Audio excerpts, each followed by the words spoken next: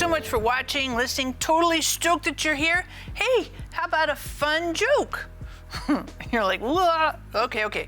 How come the stadium got hot after the game? Because all the fans left. I know, you're like, wah, wah, wah. That's bad. But we're gonna continue our series on recovering from trauma part 2. And we're talking about the Good Samaritan parable and the 6 individuals, characters, who were in this parable. And we're looking at the possibility that you and I have been, or are, could be, one of these 6 at various times in our lives. And so we looked at the characters, we kind of reviewed them last week, and the characters are the guy traveling on the road with the bandits who jump him, and they're not just thieves, they're bandits. We have the priest who walks by, keeps walking, sees him, keeps walking. We have the Levite who keeps walking. We have the Good Samaritan. In essence, he's the hero because he's the one that helps the dude. And finally, we have the innkeeper, who is kind of the handoff, the baton handoff for this guy recovering from trauma. And we know that the parable revolves around trauma because Jesus says that the Good Samaritan came and bound up his wounds. The guy who got jumped on the Jericho road bound up his wounds. And wounds in the Greek is the word trauma. So when we look at the 6 characters in this parable, my question to you and for us to think about is, who are we in this parable? And the idea that it's possible, you're like, well, you know, I'm the Good Samaritan. Everybody wants to be the hero, me too. But all of us at various times have been every single person in the parable.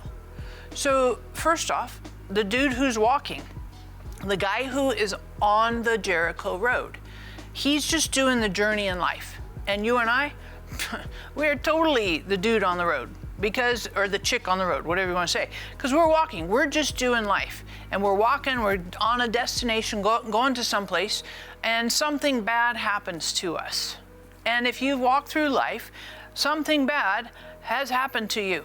Unexpected, out of the blue, you didn't see it coming, because we try not to, but stuff happens, whether it's a car wreck or whether it's something, but we all have experienced trauma, and it's not just like an accident or a crisis, unexpected. Sometimes there's trauma from our childhood.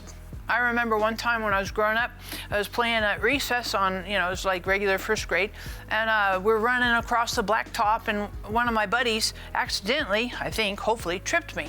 And I'm just running, I'm doing life, but he trips me and I go to fall, and when I fell, I scratched up part of my face really bad, and so they took me to the nurse, and it was traumatic.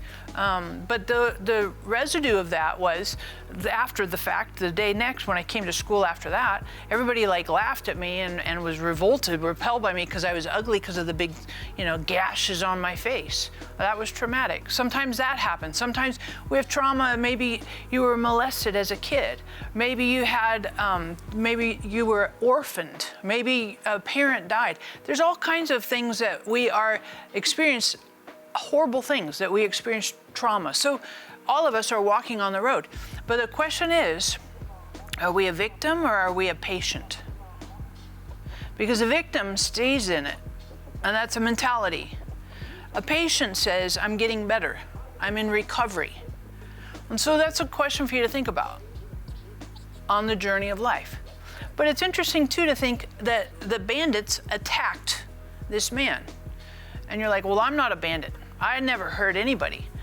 But the reality is, we have all hurt people. And the reason I know that is because hurt people hurt people.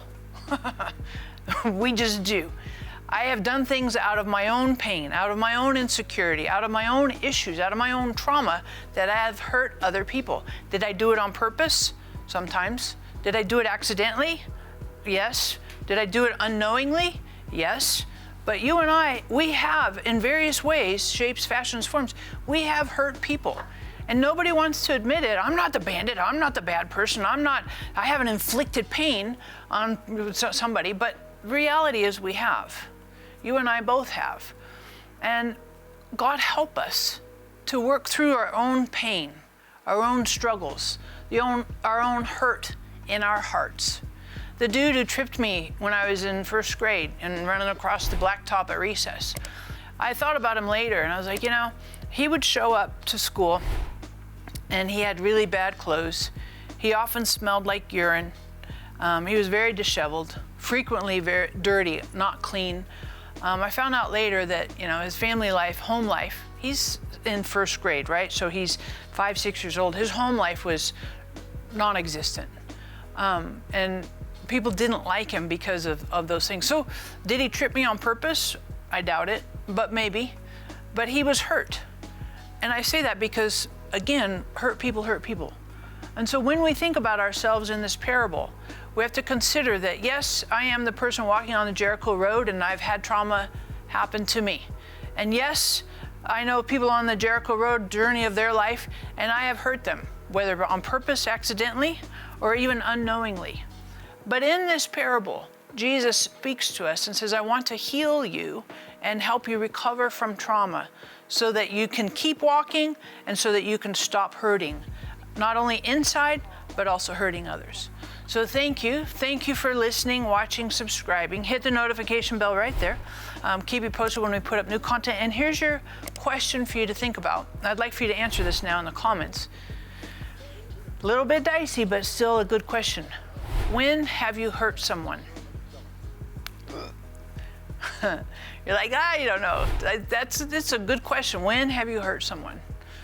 Whether it's on purpose, accidental, unknown, but when have you hurt someone? So thanks again for watching, listening. Catch up next week for part 3 of this fantastic series.